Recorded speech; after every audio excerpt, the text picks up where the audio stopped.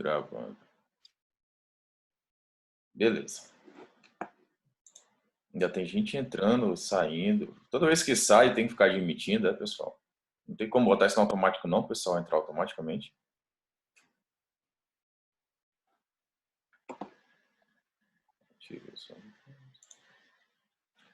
Reproduzir, bloquear reunião, reproduzir som, desativar. Vamos lá, então. Vamos começar, tá? Primeiro, vamos logo tirar as dúvidas que todo mundo já deve estar aí cheio de dúvida, né?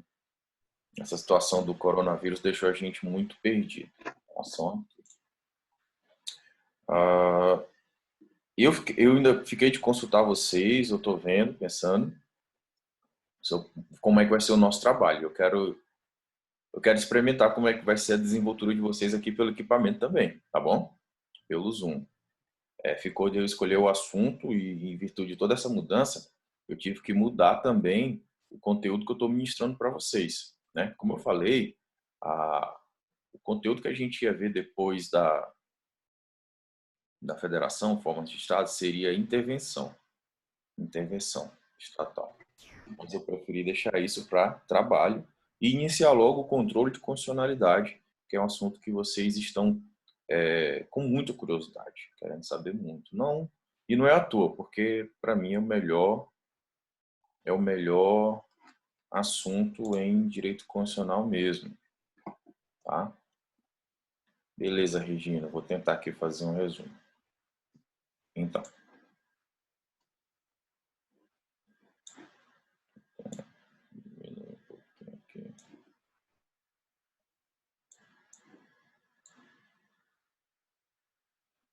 certo. A escolha foi também para poder chamar o máximo de alunos a participar também, né? Porque não é fácil a gente ter que lidar com essa situação nova de ter a nossa aula via online, de forma distante, de forma remota, né? E está sendo difícil para todo mundo, pessoal. Está sendo difícil para vocês, está sendo difícil para mim, tá? Só que é algo que não tem como a gente, simplesmente pela nossa vontade, simplesmente ultrapassar isso. A gente tem que obedecer, tem que tomar cuidado em relação a essa quarentena. E, infelizmente, não é possível que a gente tenha nossas aulas presenciais. Então, a gente tem que se adaptar por aqui, tá? Se vocês não estiverem ouvindo meu áudio, alguma coisa, me falem, por favor. Então, a nossa primeira aula foi aquela aula que eu dei na live do Instagram, tá? Eu ainda não tinha acesso a essas plataformas aqui, o Zoom, o Microsoft Teams. Eu nunca usei, eu instalei aqui esse Microsoft Teams, mas eu também não usei ainda. E vamos ver como é que a gente sai nessa situação. Eu comecei lá naquela aula sobre controle de constitucionalidade. Eu vou fazer aqui um resumo, a pedido do Regino, do que foi ministrado na primeira aula, tá bom? Professor, tem alunos tentando acessar a sala. O senhor poderia aceitar, por gentileza? Eu estou aceitando o tempo todo aqui, o tempo todo. O que aparece aqui, eu coloco em admitir todos. Eu pergunto, quem puder me ajudar, se tem como botar uma forma automática de admissão. Então, tem que ficar apertando aqui. Tem? Felipe, você pode me ajudar aí?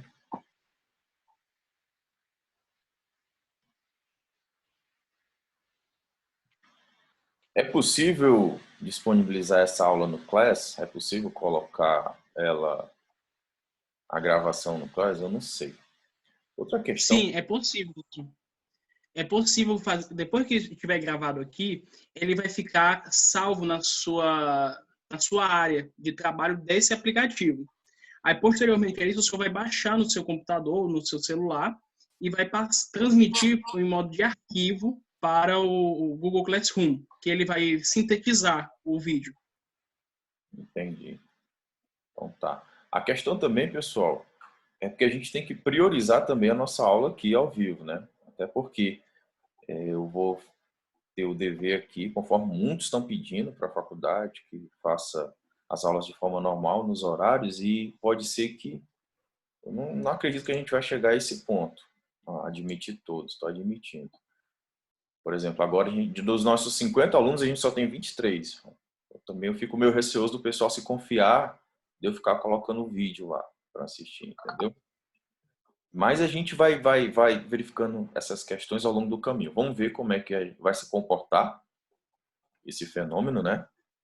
E a gente verifica. Se eu verificar que a participação está muito pouca, aí eu vou ver com a coordenação se é o caso mesmo de deixar a gravação ou não. Não sei. Vamos ver, tá? Mas a princípio, sim, vou deixar. Eu só peço que me ajudem aí. O Felipe já sabe de tudo, tá me ajudando. E como é que eu faço? Estou gravando, depois vai estar salvo, eu deixo no Classroom. Eu estou tentando admitir esse negócio de admitir mesmo. Estou tentando verificar também de deixar no YouTube, tá bom? Vamos lá. Vamos para o resumo da última aula, a pedido do Regina. Então, vamos lá, presta atenção. Vocês que assistiram a última aula, que tem um caderno bem organizadinho, tá? É hora de ver se está tudo certinho. Perfeito? Aí, ó, Felipe se expôs aí, ó. Isso aí, Felipe. Eu quero ver os outros alunos aí também. Saudade de vocês aí, né? Vamos lá para o resumo. Professor. Oi, peraí, só um instante. Fala, Regina. Tudo bom? Tudo bem. Então, como eu sou professor também, aí a gente tem a seguinte informação. A orientação da instituição é que nesse período todos os alunos terão presença e o material será postado também no Classroom para poder auxiliar aqueles que não têm a condição de uso dessas ferramentas nesse período. Porque, inclusive, tem alguns que podem estar no interior, alguma coisa assim nesse sentido. Tá. Então, Regina, tu que é professor, vai me ajudando aí que eu não estou acompanhando mesmo não as normas da Beleza, FAO, então.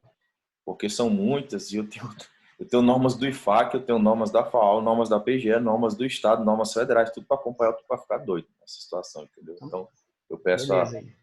a paciência de vocês. Então, pronto. Se o Regina é professor também está falando, então minha aula vai ficar disponível no Classroom, está gravando, e eu vou colocar lá. Inclusive a primeira aula também. Eu tenho uma primeira aula da live do Instagram, ela está gravada. Eu vou botar ela também lá, tá bom? Beleza? Eu sei que eu acho que tem alunos dessa turma que naquele primeiro trabalho que eu enviei sobre presidencialismo de coalizão, teve algum problema no Classroom de ter enviado e não ter chegado. A gente vai resolvendo isso pontualmente, tá? Eu peço que concentrem as demandas no Felipe. Peço para mandar para o Felipe, que aí admite todos.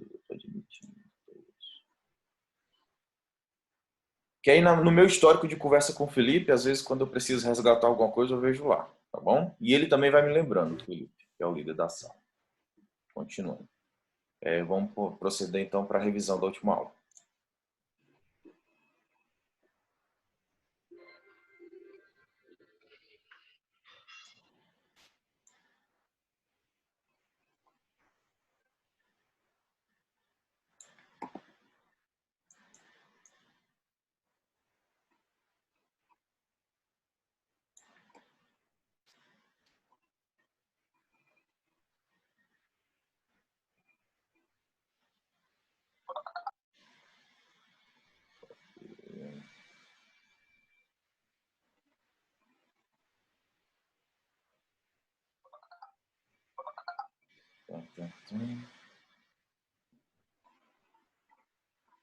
Estava bem aqui, agora eu não acho.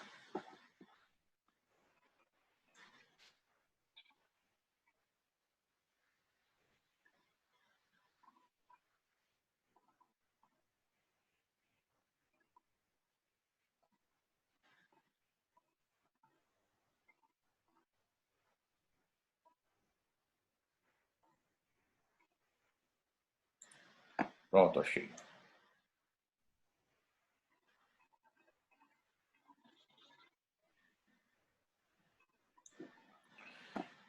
Professor, os acadêmicos aqui estão pedindo a senha dessa aula, porque alguns não conseguiram entrar somente pelo link.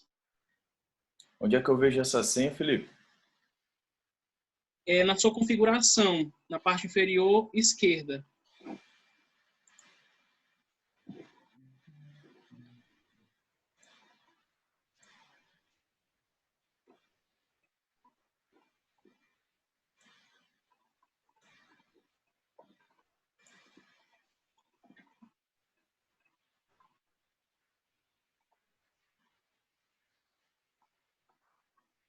A inferior esquerda só tem desative o som, interromper o vídeo, convidar. Mais. Interromper. Reunião. Benjamin mandou no bate-papo. Janela. Reunião. Entrar, manter no topo. Mesmo desativa o som, ativo, interromper, iniciar, convidar. O Benjamin mandou aqui no grupo, ó. Aqui no seu chat. Eu acho que pode ser essa. Então, mandei para a galera. 400-464. Beleza? Perfeito. Então, vamos voltar aqui. Fecha, cara. Regina, a gente começou, primeiramente, com o conceito de controle de condicionalidade, tá? Foi o tópico número 1. É bem tranquilo o conceito de controle de condicionalidade. Consiste na fiscalização de compatibilidade entre condutas comissiva e omissiva dos poderes públicos e dos comandos constitucionais, visando assegurar a supremacia da Constituição, tá? Eu falei também do conceito usado pelo Flávio Martins. Controle de constitucionalidade consiste na verificação de compatibilidade das leis e dos atos normativos. Então, não tem muito segredo não, tá bom? É simplesmente essa verificação de compatibilidade das leis com os atos normativos. O tópico número 2 foi o marco histórico, tá? Esse marco histórico, Regina, eu fiquei também de mandar para vocês, eu vou mandar pelo Google Classroom. Eu vou mandar o resumo que eu fiz, que eu tirei do livro do professor Luiz Roberto Barroso. Inclusive, eu devo já, de novo, vou repetir para vocês. Esse curso de controle de constitucionalidade, eu estou montando, para mim, é o principal assunto que vocês têm que aprender agora no terceiro ano em direito constitucional. Pelo que eu estava vendo pela ementa que eu tenho que dar para vocês,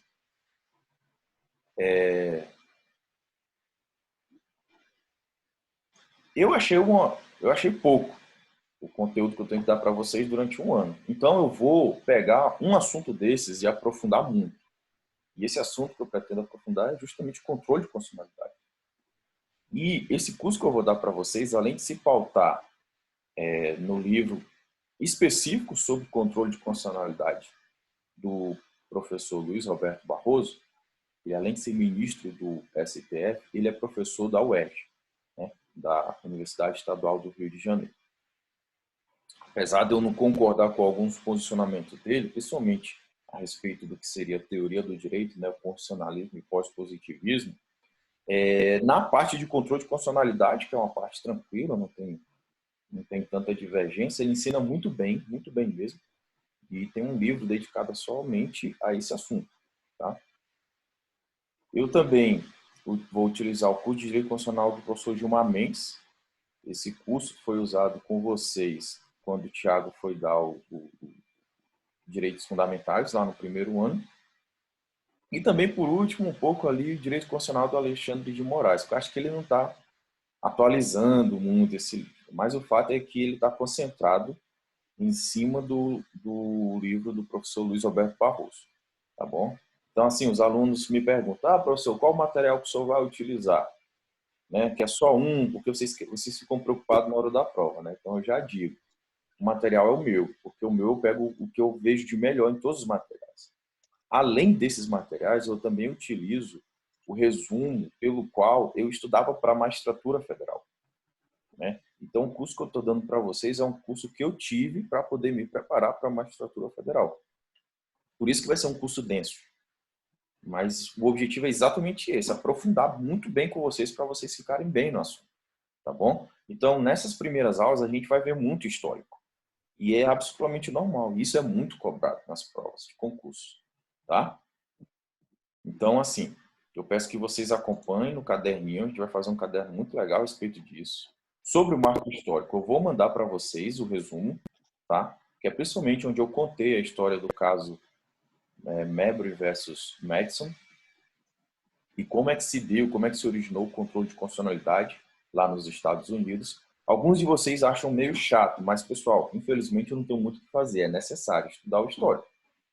Até porque é do histórico que a gente entende como é que as coisas chegaram a como elas são hoje. Tá bom? Inclusive, entender a experiência do constitucionalismo americano, do constitucionalismo francês, desses dois, principalmente, um pouco do constitucionalismo alemão e um pouco do constitucionalismo inglês, vai ser de fundamental importância para a formação jurídica de vocês. Se vocês dominarem esses assuntos, vocês vão dominar todos os outros assuntos que vierem após e que são sempre cobrados em provas e concursos e daqui para o futuro vão ser cobrados, inclusive, na vida profissional de vocês. Tá? Eu já cansei de dar um exemplo aqui, quando eu peguei um acórdão do desembargador Laudivon, em que ele simplesmente aplica ipsiliteris. Até hoje, foi o único juiz, no caso dele, desembargador, que aplicou corretamente a teoria do Robert Alexis, a teoria que está lá no livro dele da teoria dos direitos fundamentais. Foi o único que aplicou corretamente até hoje. Nem o Supremo Tribunal Federal tinha feito isso, até onde eu vi no momento, né? Então, vocês vão ser cobrados a respeito desses assuntos que, embora já estejam na academia brasileira desde o começo da década de 2000, hoje eles já estão detonando aí para tudo que é lado, seja em prova de concurso e seja mesmo na atuação do advogado. Então, o bom advogado ele vai ter que dominar isso. Para dominar isso, ele tem que saber como é que ocorreu lá no passado. E é exatamente isso que eu ensino no histórico para vocês. Quando eu ensino a experiência americana, eu consigo ensinar para vocês tanto federalismo, que a gente estudou no começo desse primeiro semestre, consigo fazer uma revisão para vocês sobre constitucionalismo, que vocês viram com o professor Thiago no ano passado, e consigo ensinar para vocês as bases das regras e normas que a gente tem sobre o sistema, sobre o controle de constitucionalidade. Tá bom? Então, o tópico 2, eu vou enviar para vocês no Classroom esse texto. É um texto resumido. Eu nunca, na minha época de tanto estudante de direito da UFAC, como estudante de concurso, eu tinha tido um acesso a um material desse. Se eu tivesse tido acesso, teria facilitado muito a minha vida. Tá? O terceiro tópico foram, Regina, os pressupostos para se ter um controle de constitucionalidade simples, tranquilo. 3 pressupostos: supremacia da Constituição, Constituição rígida e atribuição de competência a um órgão. Tá?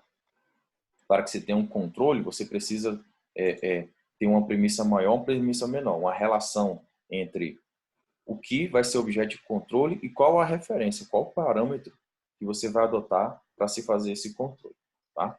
Então, isso decorre da supremacia da Constituição. Além do mais, esse parâmetro ele precisa ter uma certa diferenciação do objeto que vai ser controlado no controle de constitucionalidade. E essa diferenciação é justamente porque essa lei maior ela tem um aspecto de rigidez. O processo de alteração dela é muito mais dificultoso se comparado a uma lei normal. E o terceiro aspecto, alguns doutrinadores não consideram isso, mas a maioria põe esse pressuposto, tá? Que é a atribuição de competência para um órgão. Inclusive, a gente vai ter um tópico na nossa aula hoje sobre a natureza jurídica desse órgão. Tá? O tópico 3.1, aí eu expliquei supremacia da Constituição. O 3.2, eu expliquei sobre Constituição rígida, tá? E o 3.3, eu expliquei sobre atribuição de competência para um órgão. Perfeito? Ótimo. O tópico 4 foi elementos de controle de constitucionalidade, Regina. Né? O 4.1 é o objeto de controle. Só que sobre esse tópico 4.1, eu, por uma questão didática, uma opção didática para não confundir a mente de vocês, eu disse que eu vou explicar lá na frente, porque já vai envolver da gente entrar nos assuntos a respeito de ADC, ADO e ADI. Tá? E o 4.2, o tópico 4.2 é o parâmetro de controle. E foi mais ou menos aqui que a gente parou a última aula. A gente parou em bloco de constitucionalidade. Me corrijam se eu estiver errado, quem assistiu à última aula. Tá? Parâmetro de controle tem diversos sinônimos. Tá? Paradigma, referência, norma constitucional revestida de parametricidade, é uma expressão do Celso de Mello, e que às vezes é cobrado em provas e concursos, principalmente da UNB, da CESP. Tá? Eles gostam muito de ficar cobrando esses nomezinhos, que é para saber se vocês estão acompanhando, estão lendo a jurisprudência do STF. Tá bom? Mas a expressão mais conhecida mesmo é bloco de constitucionalidade. Tá? A gente começou explicando sobre bloco de constitucionalidade e de como é que se deu a noção sobre o bloco de constitucionalidade, principalmente no direito francês, que essa expressão advém de lá. Tá bom? Eu expliquei das duas acepções adotadas sobre o bloco de constitucionalidades. Tem a acepção, isso inclusive o Benjamin estava perguntando no final da aula, qual é a acepção tal, adotada no Brasil, né? Nós temos a acepção restrita, que considera como referência para se ter o controle de constitucionalidade somente as normas que estão dentro do texto constitucional, e a acepção ampla, que considera normas não somente aquelas que estão dentro do texto da Carta Magna, mas também estão fora, principalmente em virtude do parágrafo 3º do artigo 5º da nossa Constituição, que é essa acepção de bloco de constitucionalidade que é adotada no Estado brasileiro. Perfeito? A gente parou aí, se eu não me engano. Corrija-me se eu estiver errado. Foi aí mesmo, foi, Valente? Sim, perfeito. Acepção ampla. E aí o Benjamin perguntou, qual das acepções é adotada no Brasil? Brasil. Então vamos lá. Continuando no caderno, né? Das duas acepções, qual das duas acepções é adotada no Brasil? Aqui nós adotamos, né, a acepção ampla, pessoal. Aqui no Brasil, isso, Benjamin, muito bem. Benjamin sempre pontual nas suas contribuições na minha aula. Muito obrigado, Benjamin. Continuando. Aqui no Brasil, né, o parâmetro envolve o texto constitucional, ou seja, as normas que estão dentro da Carta Magna, da nossa Carta da República, tá? Os princípios e tratados internacionais de direitos humanos aprovados na forma do parágrafo 3º do artigo 5º, tá bom? É por isso que nós adotamos uma acepção ampla. E como acho que vocês já estão cansados de saber que um exemplo desse tratado é aquele tratado sobre as pessoas com deficiência física, né? Ele foi incorporado ao direito brasileiro através do rito específico previsto no parágrafo 3º do artigo 5º. Então, ele é, portanto, uma norma constitucional, embora não esteja dentro do texto da Constituição.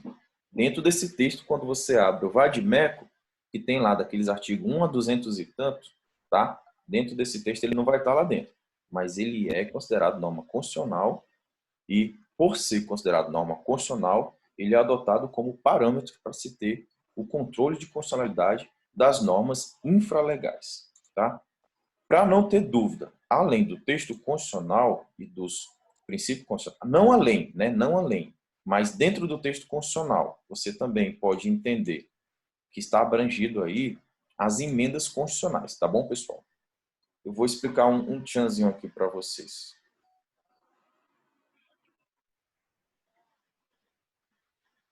Olha só, o Zoom está me dizendo, um presente do Zoom.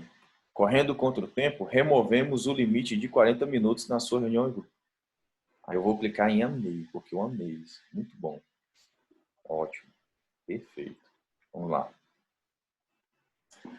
Pessoal, vocês sabem que uma das formas de alterar a Constituição é exatamente a forma que é formal de alterar a Constituição é pela emenda constitucional.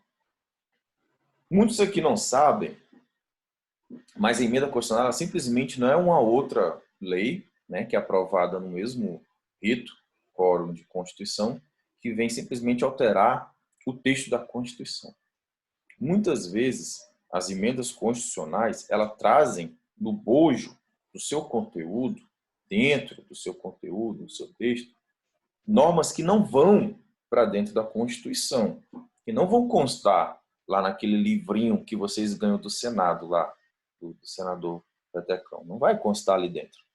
Elas vão continuar lá na emenda constitucional. E elas vão estar gerando efeitos. Ou seja, vai estar tendo eficácia sobre determinados fatos da vida. Um grande exemplo é a emenda constitucional que reformou a Previdência lá nos idos de 98.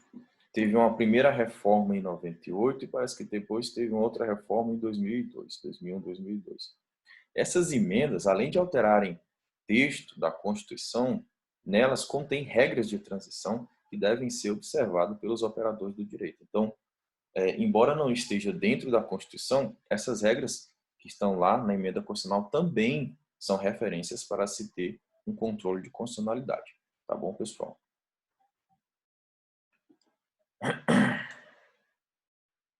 Continuando.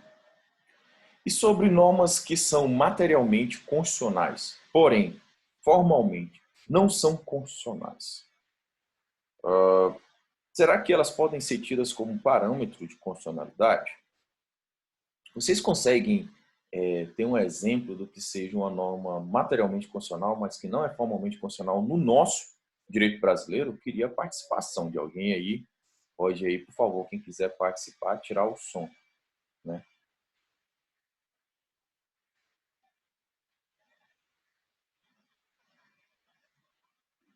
Benjamin, normas eleitorais, salvo engano. Normas eleitorais. Seria um bom exemplo. Até porque a nossa Constituição, ela trata das principais regras do processo eleitoral, né, Benjamin? Mas sabe qual é um outro exemplo, Benjamin, que vocês aprendem lá com o professor Renato, no primeiro ano? As normas que estão na LINDB. Vocês já viram, quando vocês vão aprender sobre LINDB, a maioria dos livros, doutrinas, os professores falam que a LINDB é uma lei que regula as próprias normas. É uma lei, admitir todos, tem muita gente fora, ó. Admitir todos. Eu queria poder admitir automaticamente o pessoal, cara, porque senão eu tenho que ficar parando a minha aula. Então, pessoal que foi admitido agora, seja bem-vindo. Se vocês puderem me ensinar como é que admite automaticamente, me digam, por favor, tá? Continuando. Então, a LINDB, é uma coisa que eu também só vim reparar agora. É engraçado, direito a gente está sempre aprendendo. O tempo todo. Pode ser o cara mais fodástico que vocês podem ver na vida, ele não sabe de tudo. Admitir, vamos admitir. E aí eu verifiquei esse insight. Lá na LINDB, é uma norma que regula a produção de outra norma, né? E não só a produção, mas como o ordenamento jurídico deve se comportar em casos de lacunas jurídicas e no caso de integração, né? Então você verifica que são normas que geram comando para outras normas. Então elas deveriam ter uma equivalência dentro da nossa pirâmide jurídica a normas constitucionais, porque elas estão regulando outras normas, principalmente as normas infraconstitucionais. Quando ela fala lá, lei posterior revoga lei anterior, lei especial prevalece sobre lei geral, entendeu? E se vir uma lei, vocês já fizeram a seguinte pergunta, e se vir uma lei infraconstitucional dizendo assim, eu sou uma lei especial, admite aí. Beleza.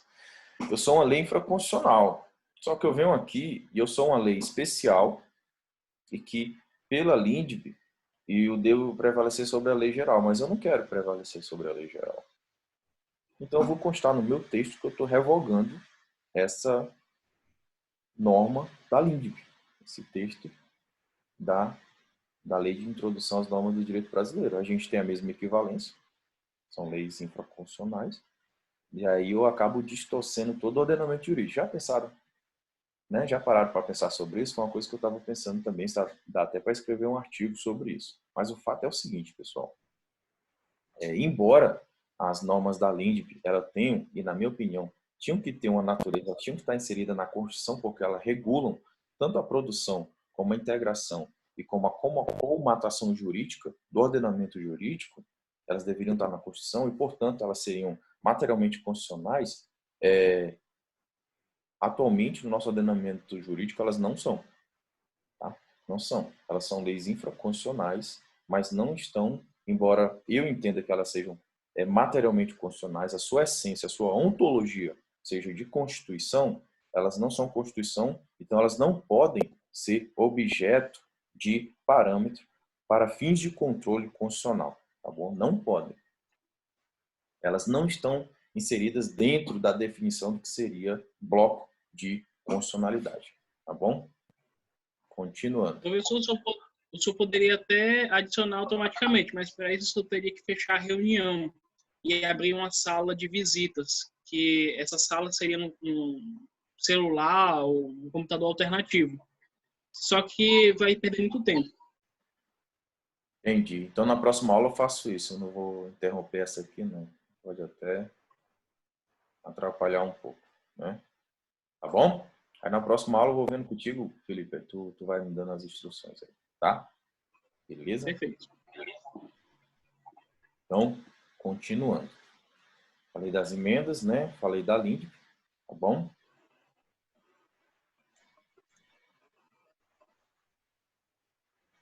E aí eu vos pergunto, será que ninguém chegou com essa pergunta na cabeça, não? Professor, né?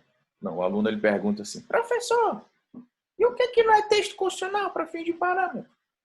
Né? Será que nós temos algum exemplo no texto constitucional que não pode ser considerado parâmetro de constitucionalidade, pessoal? E aí, respondam para mim.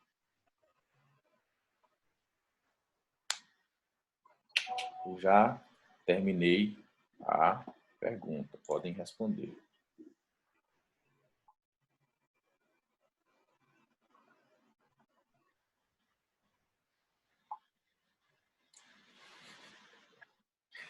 Benjamin, quase. Quase, Benjamin. Foi. O Benjamin respondeu, né? A parte inicial da CF, artigo 1º. Não, isso aí é totalmente Constituição, cara. Totalmente parâmetro de controle de constitucionalidade. Inclusive, o artigo 1º é um dos mais importantes que nós temos no nosso ordenamento jurídico. É verdade? O Brasil, ele já forma todo o Brasil. Diz que é república, diz que é democracia, diz que o poder é do povo. No artigo 1º. Então, Deus me livre se assim não fosse parâmetro de constitucionalidade. Mas eu gostei muito da sua participação, tá? O Igor falou, o preâmbulo, correto, Igor, é exatamente isso. O preâmbulo, ele não tem, tá, efeitos jurídicos, pessoal. O máximo que o preâmbulo pode fazer é ajudar na interpretação das normas constitucionais, mas dele não dá para tirar qualquer eficácia jurídica.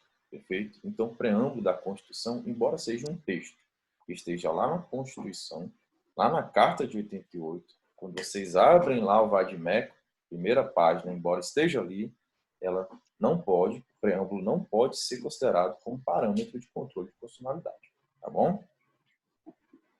Então, já anotem no material. Isso aí cai demais em prova, principalmente questão objetiva, e eu não preciso nem dizer que isso vai cair na nossa prova, né? Tá? Então, vocês têm o dever moral de não errar essa questão. Pessoal, anotem aí o próximo tópico. Teoria das normas constitucionais interpostas.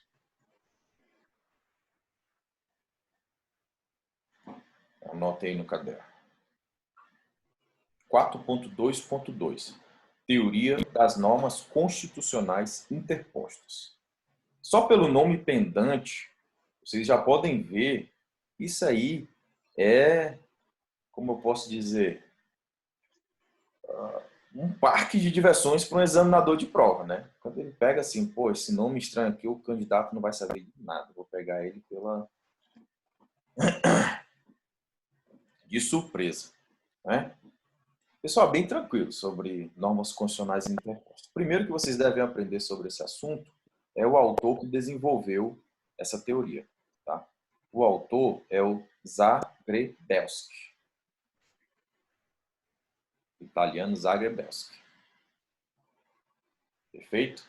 Então, né, a teoria das normas constitucionais é de autoria de Zagrebelsky. Se vocês forem se aprofundar na academia, vocês vão ter... Sim, Alice, com certeza, eu vou repetir, tá bom? O tópico é o... Nós estamos dentro ainda de parâmetro, tá? Nós estamos ainda dentro de parâmetro. Vamos lá, só voltando aqui. Tópico 4. Elementos do controle de constitucionalidade. 4.1. Objeto de controle. 4.2. parâmetro de controle, que é o que eu estava ensinando, né? 4.2.1, bloco de condicionalidade. Eu expliquei na aula do Instagram sobre o bloco de condicionalidade, como é que surgiu essa expressão advinda do direito francês, tá? E eu acabei de terminar esse tópico, 4.2.1, quando eu ensinei para vocês que o preâmbulo não é considerado, não faz parte do bloco de condicionalidade, preâmbulo da Constituição.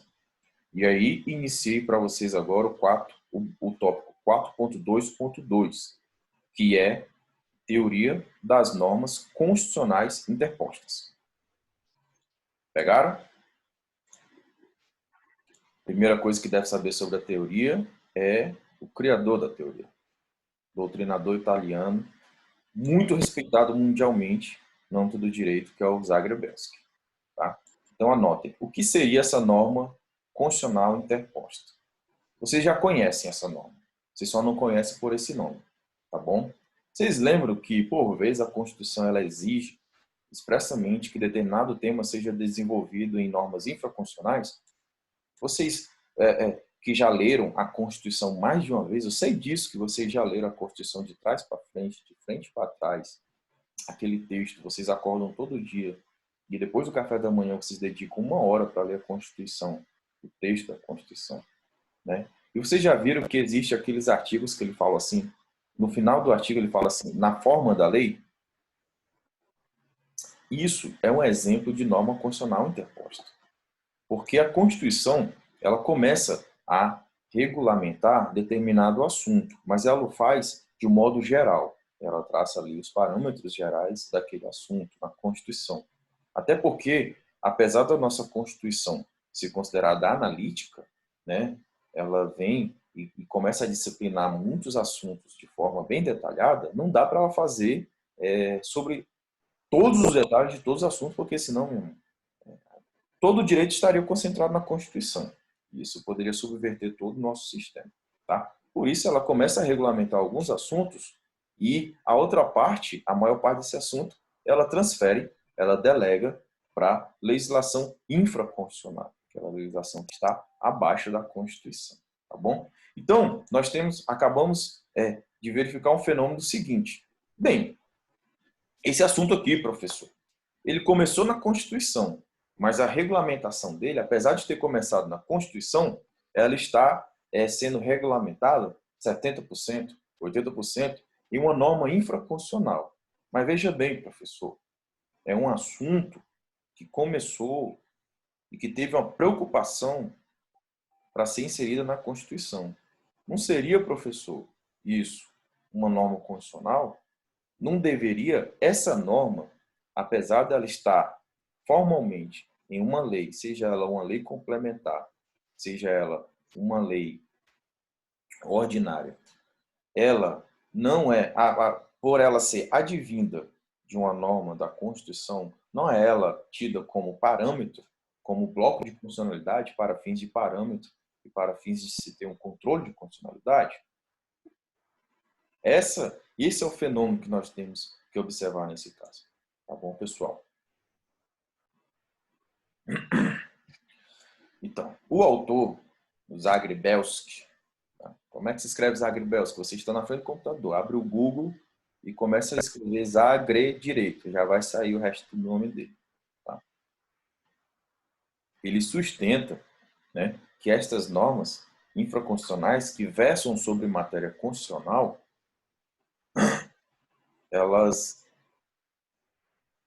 a violação dessas normas poderia ensejar, né, o controle de constitucionalidade, justamente porque ele entende dessa forma. Esse autor, poxa, se a Constituição ela se preocupou em regulamentar esse assunto, embora somente a parte principal dele, e delegou a outra parte com a lei infraconstitucional, mesmo que este assunto esteja lá sendo regulado a maior parte pela lei infraconstitucional, ele teve a preocupação de ser regulado pela Constituição. Então, ele deveria ser parâmetro, deveria ser inserido dentro do que a gente entende como bloco de constitucionalidade. Tá bom? Essa tese ela foi apresentada no STF já, inclusive. Tá? Só que é preciso ficar bem atento, pessoal, porque admitir essa tese seria admitir o que a jurisprudência ainda não permite, tá bom? Uma norma infraconstitucional como parâmetro. Ainda não é possível isso, tá? Mesmo que ela seja conceituada como uma norma constitucional interposta. Embora na doutrina isso gere uma certa divergência, ainda no direito brasileiro isso não é admitido, tá bom? Inclusive, nós temos um assunto que nós vamos tratar também aqui em controle de constitucionalidade, que tangencia esse tópico que eu estou mostrando para vocês sobre a teoria das normas constitucionais interpostas, que é justamente a questão dos documentos que a gente incorporou ao direito brasileiro, mas sem ter observado o rito estabelecido no parágrafo 3º do artigo 5º da Constituição, que é aquele rito próprio de confecção de uma emenda constitucional. Vamos lá. Lohana. Professor, eu não entendi o que é norma constitucional interposta. O senhor pode explicar de novo? Com certeza, Lohana. Vamos lá, vou explicar novamente. Vamos lá.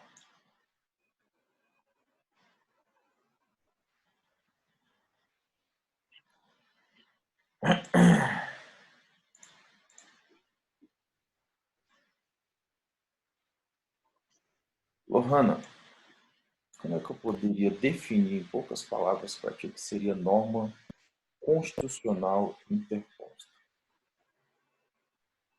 A norma constitucional interposta é aquele tema que ele é constitucional, ele começa previsto na Constituição, tem previsão constitucional, mas o desenvolvimento do restante do tema, a regulamentação, o restante da regulamentação, se dá por lei infraconstitucional, tá bom? Isso é uma norma constitucional interposta, nos termos como descrito por Zagrebelsky, porque a teoria é dele, tá? Isso seria a norma constitucional interposta. Pegou, Lohana?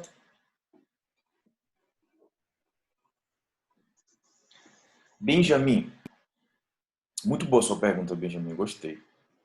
Deixa eu te explicar. Quando eu estava estudando essa teoria, eu verifiquei... Primeiro, a gente tem que estabelecer duas premissas. O nome normas constitucionais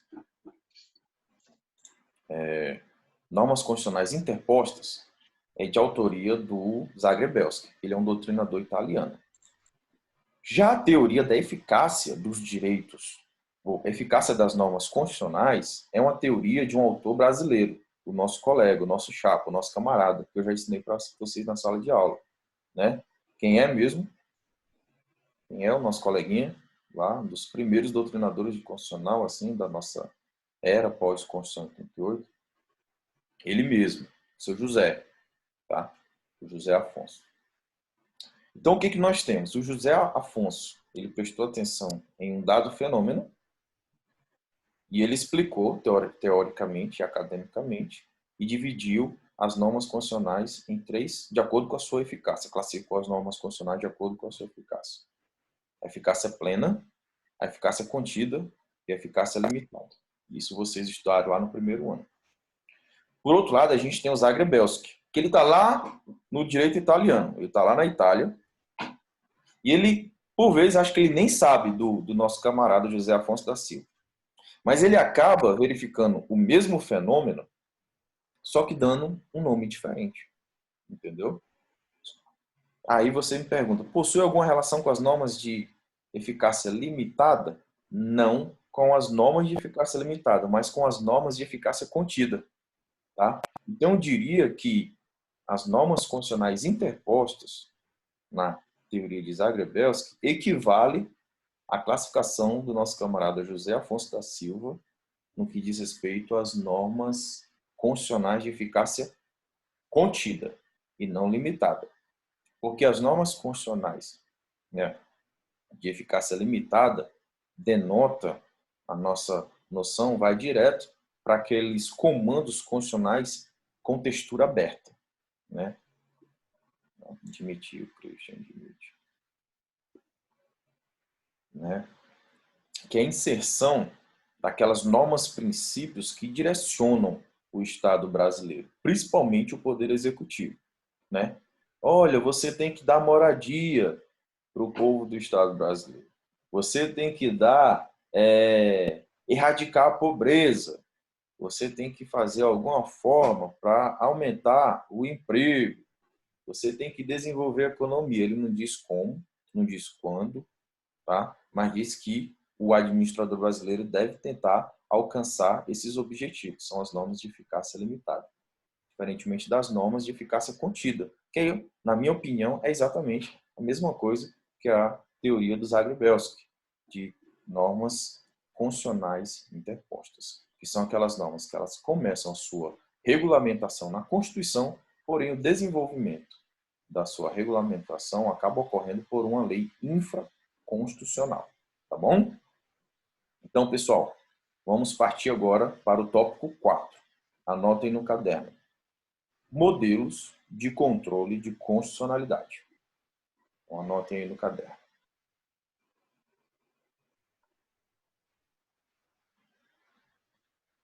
Regino, a norma constitucional interposta, ela já foi suscitada no Supremo Tribunal Federal, mas não foi aceita, tá? Na doutrina já se estuda muito isso e por isso que ela pode ser objeto de cobrança em provas de concurso, principalmente em prova subjetiva e em prova oral, tá bom? Então, sim, é uma realidade na cultura jurídica brasileira, embora não seja ainda uma realidade na jurisprudência, na aplicação do direito, tá bom? Pegou? Não é tópico 5, não, Com Alice? licença. Vamos lá. Qual é o tópico, por favor? Eu não peguei. É o tópico 4. Não, mas o título que você falou, É o perdão. 5 mesmo, Alice, você está correta. Perfeito. O 4, elementos de controle de constitucionalidade. Então, eu vou corrigir uma material aqui. Realmente é o tópico 5, tá? Modelos. A Alice está correta, pessoal. Vocês, por favor, passem o corretor aí no caderninho de vocês e eu peço desculpa, tá? A gente tem que deixar o nosso caderno bem organizadinho. Alguém falou aqui comigo e eu não escutei. Pode repetir de novo? Fui eu, professor, perdão. Era só para saber o título do tópico, por gentileza. Ah, sim, do tópico 5, né, William? Isso. O nome Gastino é modelo de constitucionalidade? Gastino? Não entendi, Lohana.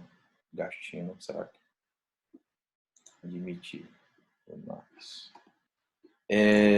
William? Ai, caramba, abri o negócio errado. Tópico 5. Modelos de controle de constitucionalidade.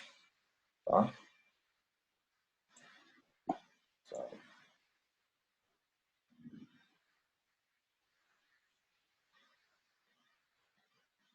O nome da China, mas eu tentei falar para ele que o título é modelo de constitucionalidade.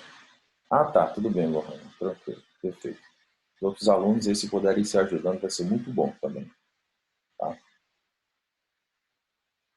Tópico 5.1, pessoal. Vamos lá verificar o que vocês mais gostam, que é a parte histórica. Tá bom? Vamos lá. Tópico 5.1. Modelo americano. E aí a gente vai para o tópico 5.1.1, que é o contexto histórico. Eu vou contar essa historinha aqui para vocês e mando esse resumo pelo Google Classroom, mas preste atenção no que eu vou falar agora, tá? Pessoal, vocês aprendem isso lá na 6ª série ou na 7ª série, que é sobre as formas de colonização, né, das colônias nas Américas. Me digam, por favor, como é que foi a forma de colonização do Brasil e como é que foi a forma de colonização nos Estados Unidos? Por favor, me diga aí. É bom que a gente comece dessa premissa e vocês vão entender como é que isso está relacionado a controle de constitucionalidade. Me digam, participem da aula. O Brasil foi uma colônia tipicamente de exploração, né? Perfeito. E dos Estados Unidos de colonização. Perfeito. William também falou aqui perfeito. Pessoal, uma coisa que vocês aprenderam lá na William, muito obrigado pela sua colaboração, perfeito também, William e Felipe Valente. Uma coisa que vocês aprenderam lá na sexta série e que vai ser o diferencial aqui em controle de constitucionalidade, a forma de colonização das colônias nas Américas. E nós temos os exemplos emblemáticos do Brasil e dos Estados Unidos, tá? E é exatamente isso, pessoal. Como nos Estados Unidos a forma de colonização foi de povoamento, isso acabou implicando no que os Estados Unidos é hoje. Tocqueville escreveu muito sobre isso. Por isso que a gente diz que é importante entender o contexto histórico, a gênese de tudo, para se chegar a entender o modelo atual. Eu vou dizer para vocês o porquê, presta bem atenção. As pessoas que foram para os Estados Unidos, elas não foram mandadas pela Inglaterra, porque os Estados Unidos ele começou como colônia da Inglaterra, tá? Ali, nos idos de 1500 a 1600. Elas não foram mandadas para os Estados Unidos para poder explorar aquela terra, pegar os bens daquela terra, ouro, todas as produções e mandar para a Inglaterra ganhar dinheiro em cima disso, entendeu? Não foi assim. As pessoas que foram para os Estados Unidos, elas estavam fugindo da Inglaterra. Eram os chamados protestantes puritanos. Então, estava tendo um conflito religioso na Inglaterra. A Inglaterra estava tendo diversos conflitos, tanto a respeito da imposição do parlamento, que queria se impor sobre o rei, como nas questões relativas à religião. Tudo isso estava interconectado. E acabou sobrando para um determinado segmento da sociedade, que são os puritanos, acabou que não sobrou espaço para eles na Inglaterra. O que eles fizeram?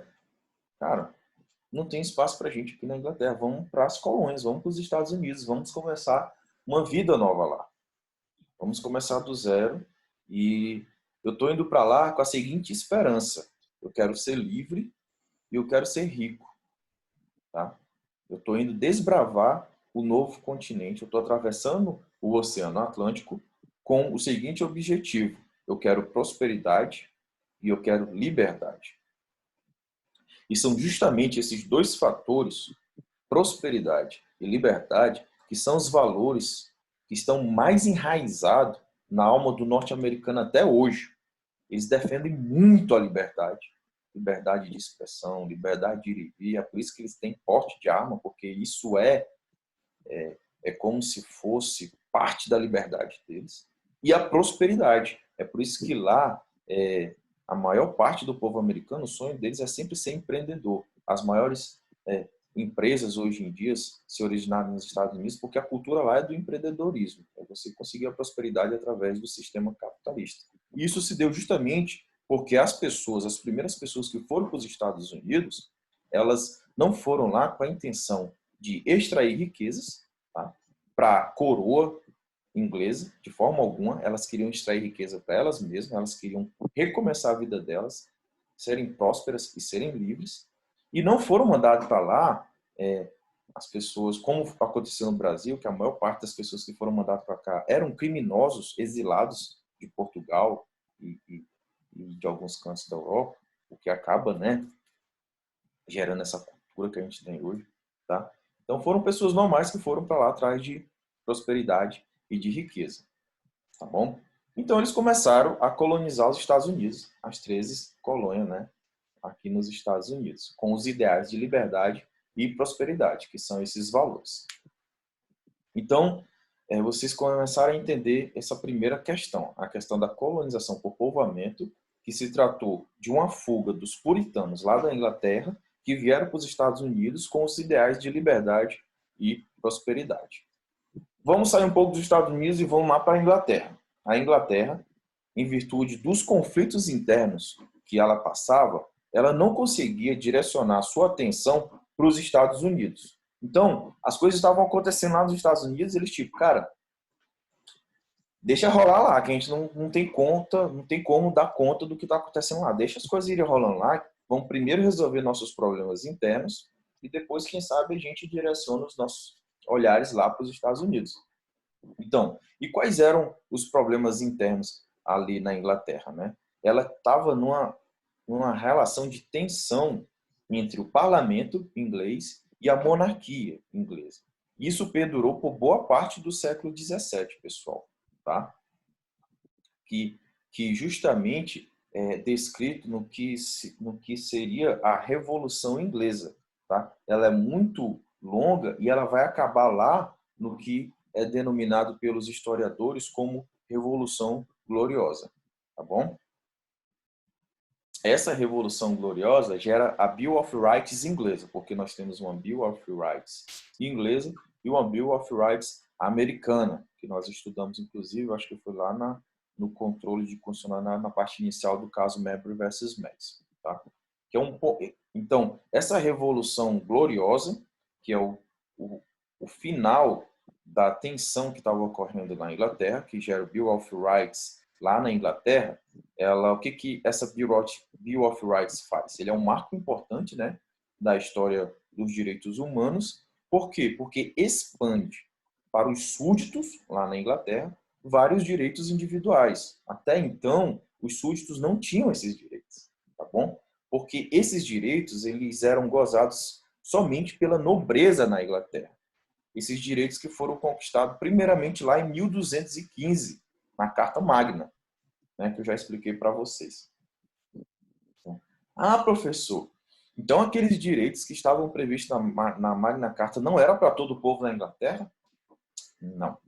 Eles foram primeiramente direcionados para a nobreza na Inglaterra, porque a nobreza era um estamento, era uma casta, era uma classe social forte, e ela conseguiu se impor ao soberano na época, né, que era o rei João Sem Terra.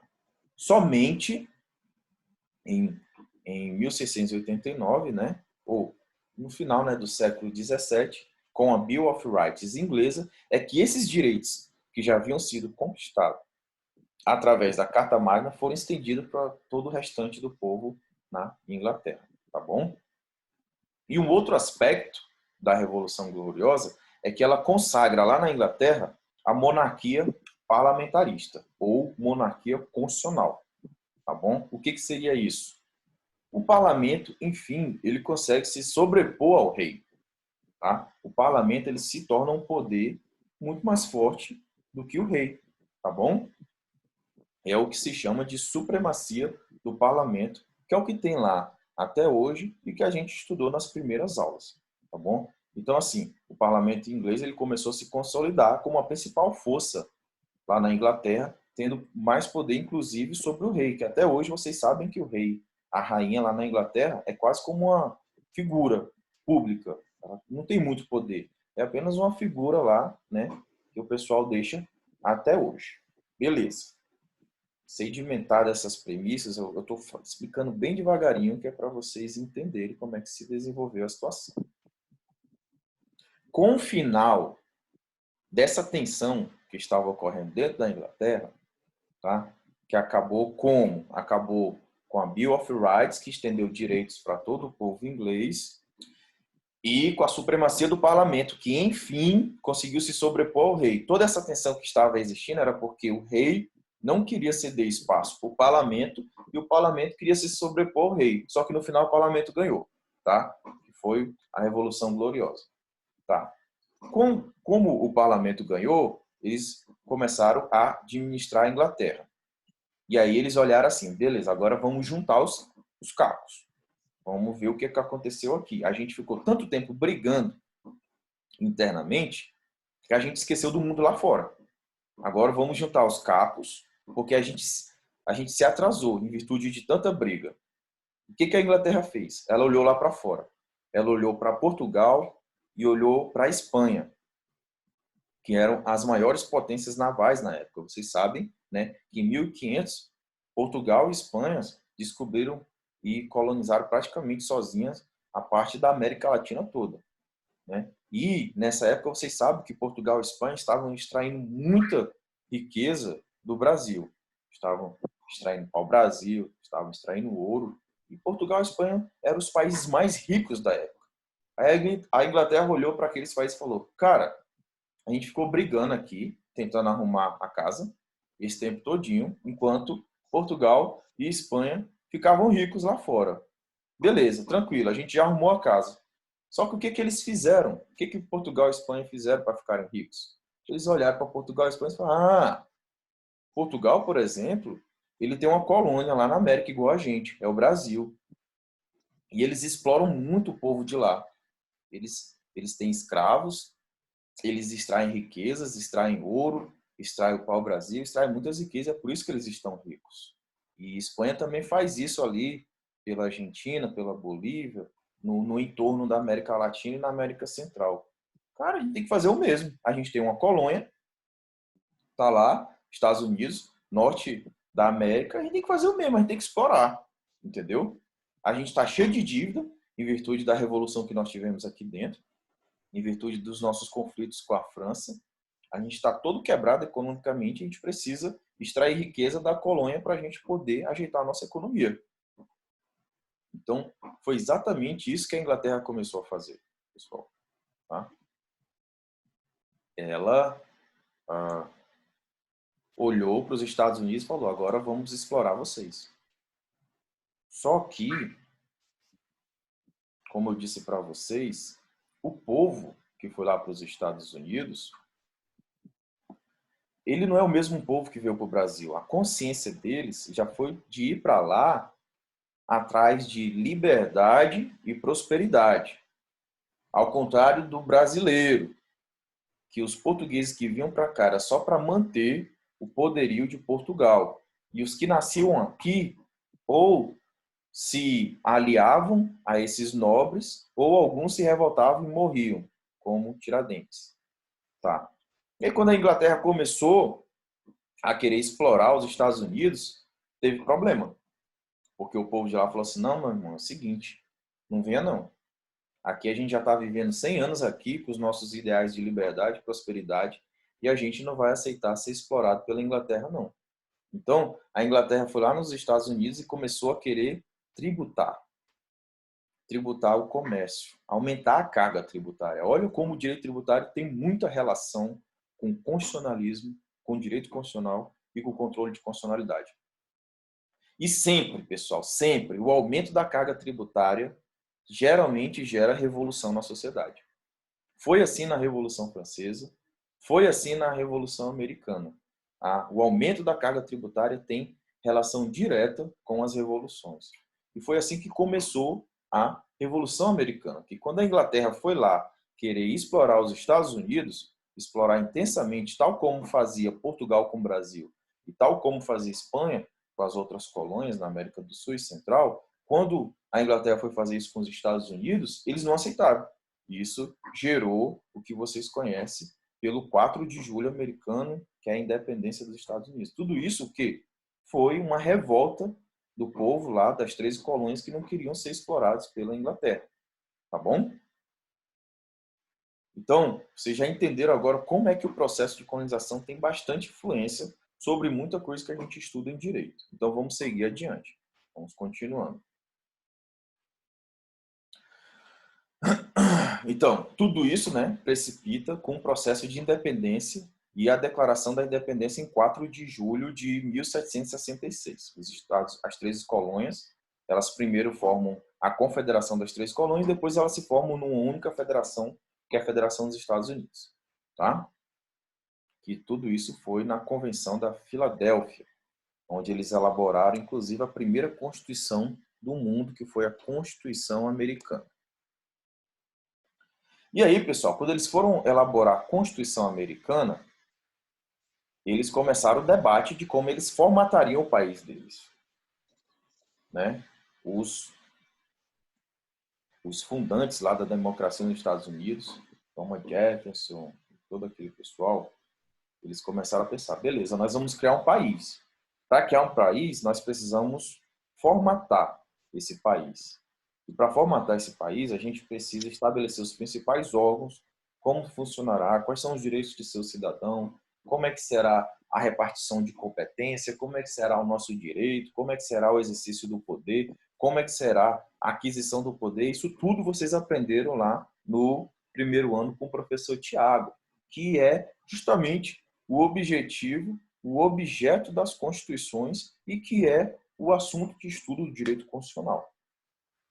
Então, como eles saíram de um processo diferente do nosso, brasileiro, em que eles começaram a explorar uma terra com os ideais de liberdade e prosperidade, eles olharam para a Inglaterra e falaram assim: nós não devemos copiar o exemplo da Inglaterra. A Inglaterra é um mau exemplo para nós, tá bom? Ou seja, lá, o que é forte lá? Lá é o rei que é forte ou é o parlamento que é forte? Aí eles olharam assim, lá é o parlamento. Isso é bom ou é ruim? Bem, lá o parlamento ficou forte, ficou a primeira coisa que eles fizeram, vieram querer explorar os Estados Unidos. Então a gente não vai querer um parlamento forte aqui não. Foi por isso que os Estados Unidos criou o presidencialismo. Foi criado lá nos Estados Unidos justamente por causa disso. Por quê? Eles não queriam dar um poder grande para o parlamento, porque eles olharam para a Inglaterra e não gostaram da experiência, entendeu? Já não gostavam da experiência de ter um rei, tá? E como eles eram um povo calcado na liberdade e na prosperidade, eles entenderam que eles deveriam eleger uma pessoa, representante deles, para fazer a figura do rei, mas que não seria rei, ele seria o presidente e administraria o poder executivo. E elegeria pessoas do próprio povo para ocupar o parlamento, tá bom? E aí eles criaram a democracia deles e a forma de república deles, pautada nos três poderes, em que acabou sendo fincado lá o presidencialismo, tá? Justamente porque, de novo, eu voltando a reiterar, como o contexto histórico é importante, porque eles olhavam para a Inglaterra e a experiência que eles tinham, eles não achavam legal, então eles fizeram diferente, entendeu? Entendeu? E tudo isso tem a ver com o processo de colonização, tá? Com o contexto histórico, porque passava a Inglaterra no final do século XVII, e o processo de formação do povo dos Estados Unidos. Tá bom? Então vamos lá. Vamos continuar, vamos ultrapassar. Então eles concluíram que era importante ter um poder legislativo. Sim, porque é preciso ter um órgão, né, que faça o corpo das leis, mas que seja um parlamento eleito pelo povo. Ele também, pessoal, eles achavam que era importante ter um poder executivo, mas um poder executivo independente do poder legislativo. Diferentemente do que acontecia na Inglaterra. Eles olhavam para a Inglaterra e a Inglaterra era um ideal de não país, uma forma que eles não deveriam copiar, tá? Né? Porque lá na Inglaterra, o primeiro-ministro, que é o chefe do executivo, ele é subordinado ao parlamento, e eles não queriam isso nos Estados Unidos, tá bom? É por isso, como já falei para vocês, que os americanos fundaram a República Presidencialista, tá? Então, enquanto a Inglaterra é monarquia, os Estados Unidos são república, enquanto a Inglaterra adota o parlamentarismo, os Estados Unidos adotam o presidencialismo, tá? E, enquanto a Inglaterra é um Estado unitário, os Estados Unidos é uma federação, e isso a gente já estudou no começo desse semestre. Perfeito? Então, vamos lá. Eu acabei o contexto histórico aqui. Eu espero que vocês tenham entendido como é que esse contexto histórico e o processo da experiência americana e da não experiência inglesa, isso na visão dos americanos, fez com que houvesse essa formatação dos Estados Unidos como ele é atualmente e como veio originar também o controle de constitucionalidade, tá? Eu preciso que vocês anotem um subtópico aí. Todos estão acompanhando? Anotem, portanto, o subtópico. É o 5.1.2. Pessoal, relembrando novamente, apesar de alguns acharem que essa parte é um pouco chata, um pouco densa e um pouco até profunda demais, eu extraí principalmente isso aqui das aulas que eu fazia e estudava para a magistratura federal. Então, quem tem objetivos grandes e altos como magistratura federal, precisa saber disso, tá? É o mínimo que tem que saber. Então, tópico 5.1.2. O título desse tópico é A Análise de Alexander Hamilton.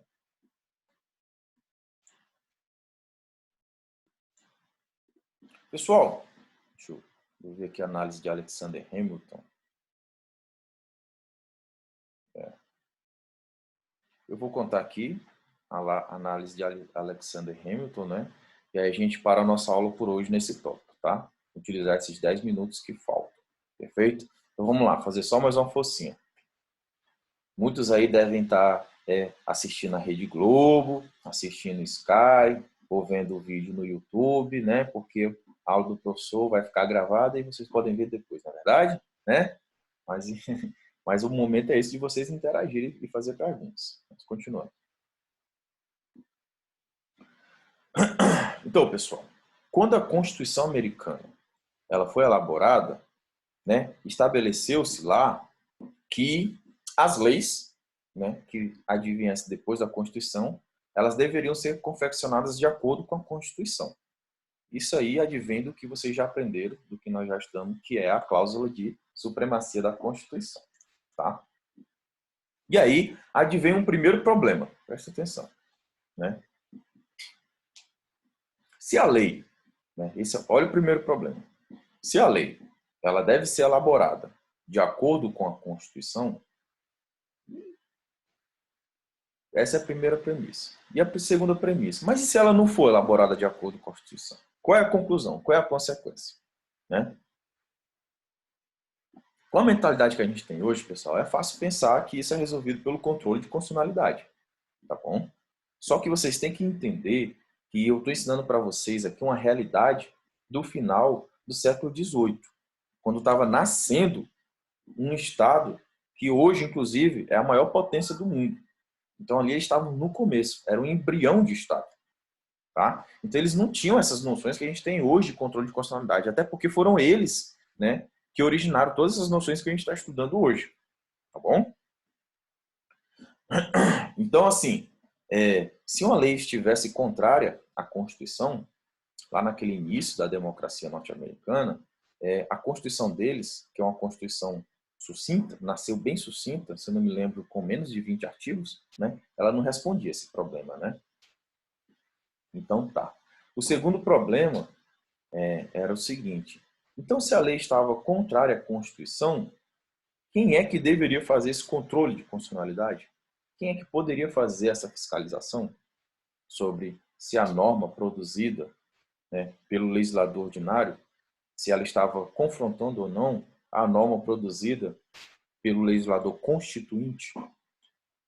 Né? Isso gerou muitos debates na doutrina dos Estados Unidos no final do século XVIII. Tá?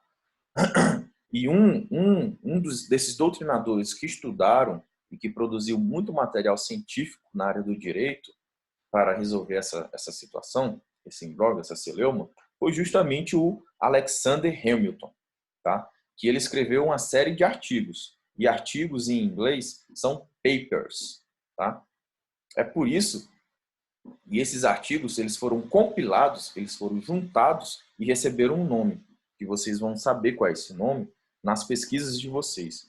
E esses papers, esses artigos, foram chamados de Os Federalistas. Em inglês é The Federalist Papers. Tá? E foi o Alexander Hamilton que deu a resposta para essa situação. Tá? Ele defendeu a seguinte tese. Se a lei estiver contrária à Constituição, alguém tem que fazer a fiscalização.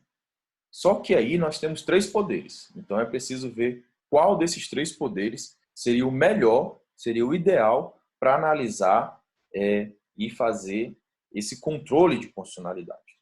Então ele vai começando explicando lá nos seus artigos. Vamos primeiro, né, para o Poder Judiciário. O que nós temos a favor do Poder Judiciário para dizer que ele pode fazer esse controle de constitucionalidade? O argumento a favor é que o Poder Judiciário ele é formado por juiz, e o juiz ele é um órgão técnico de aplicação do direito. O argumento contrário, que é exatamente o que nós temos até hoje, é que a Suprema Corte, o Poder Judiciário, ela não é eleita pelo povo, né? Então, ocorre aí um déficit de representação popular. porque você não elege o juiz, né? O juiz ele é nomeado, no caso do Brasil, depois de um concurso público. E a lei ela é elaborada pelo povo, né? E aí ele pensava, pô, como é que poderia uma lei elaborada pelo povo ser invalidada por um juiz que sequer é eleito pelo povo? Esse era o argumento contra o Poder Judiciário ser o órgão competente para realizar o controle de constitucionalidade. Tá? E aí ele direcionou seus olhares para o Poder Legislativo. O argumento a favor do Poder Legislativo é que não ia ter o déficit de legitimidade, igual tinha com o Judiciário, né? Porque os membros do Poder Legislativo eles são eleitos pelo povo.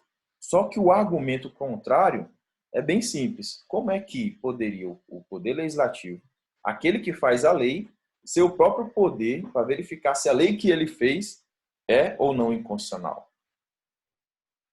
Entendeu? O que acarretaria aí?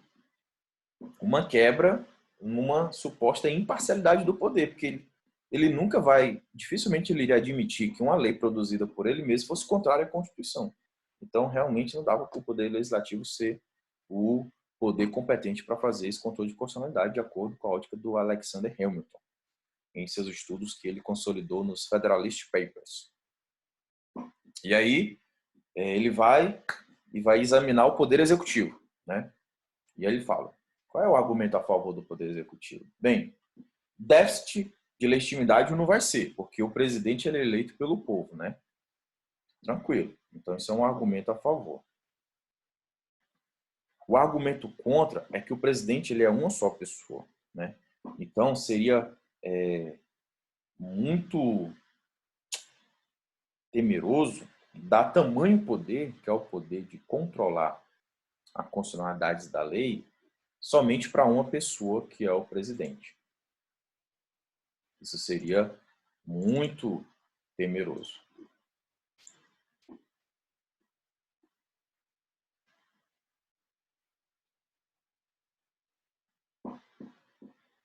Muito obrigado, Idore, tá? Pelo elogio.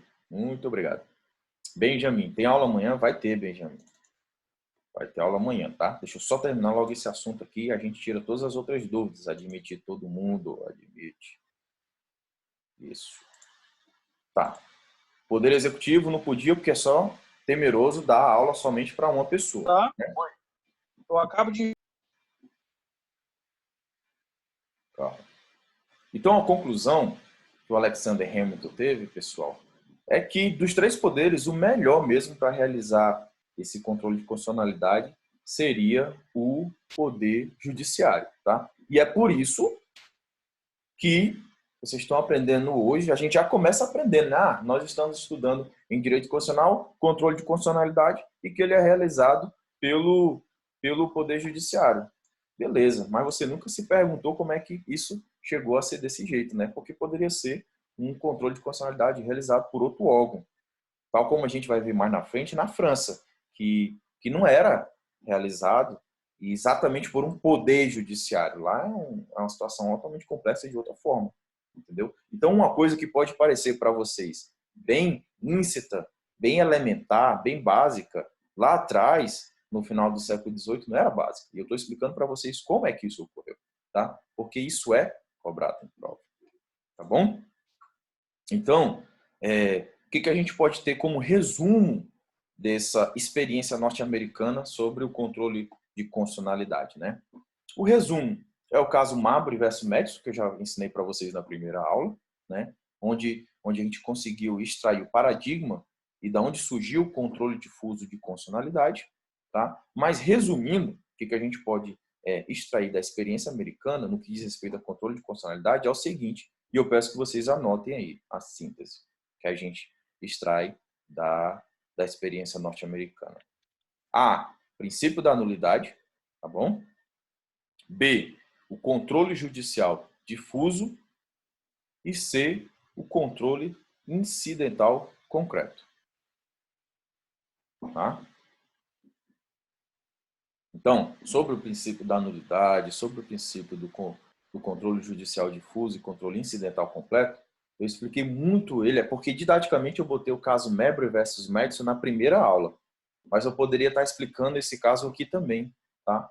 Logo depois desse Federalist Papers, tá bom?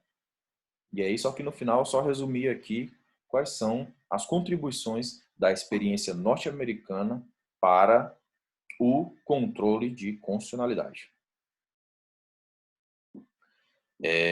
Alguém pode me ajudar? Me digam, tem limite de participante aqui no Zoom?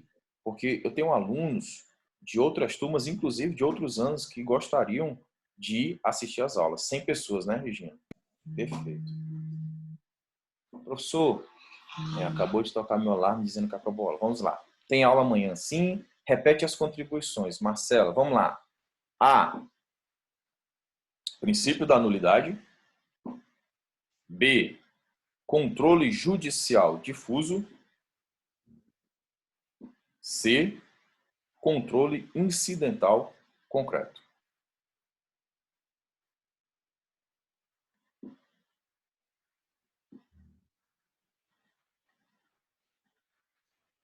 Então, o que a gente viu, pessoal, é que o surgimento do presidencialismo, tá?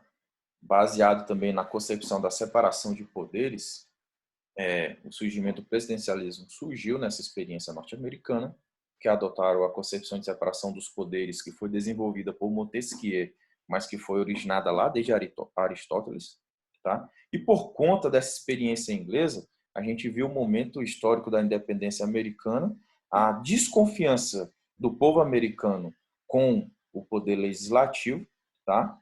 E como é que se deu a formatação do controle de constitucionalidade nos Estados Unidos, o Judicial Review, tá? Perfeito? Nós vamos encerrar nossa aula hoje aqui. O próximo tópico, para vocês me lembrarem, é o 4.2, que é o modelo europeu, que se desenvolveu na Áustria, através do grande gênio do direito, Hans Kelsen, tá? Então, vocês me lembram que esse é o próximo tópico, perfeito? E nós vamos ter aula amanhã, nesse mesmo horário, tá? Tal como eram os nossos horários antes do Covid-19. Perfeito? Eu agradeço a participação de todos e vou atrás de salvar essa aula. Tomara que não tenha parado a gravação. Eu coloco em pausar a gravação ou interromper em gravação. Ao encerrar, ele salva automaticamente. Tá, então vou encerrar a reunião. Então, pessoal, boa tarde, tá? Foi muito bom aqui ter essa aula com vocês. Devo dizer que estou com saudade de vocês e que é muito difícil dar uma aula, principalmente eu que gosto muito de interagir com a turma, entendeu? Eu gosto muito. A minha forma de dar aula é interagindo com a turma, que é para eu poder nivelar o conhecimento para todos os alunos. E eu encontro um pouco essa dificuldade aqui na aula remota, mas a gente vai saber superar tudo isso, tá bom? Então, eu peço que vocês participem sempre das aulas, sempre que puder, participe, tá? Eu estou dando aqui o meu melhor, eu espero o melhor de vocês. Qualquer dúvidas, outras, vocês podem encaminhar para o Felipe, aí para o Felipe consolidar e mandar para mim. Boa tarde para todo mundo. E agora eu vou aqui para o restante do meu trabalho, tá?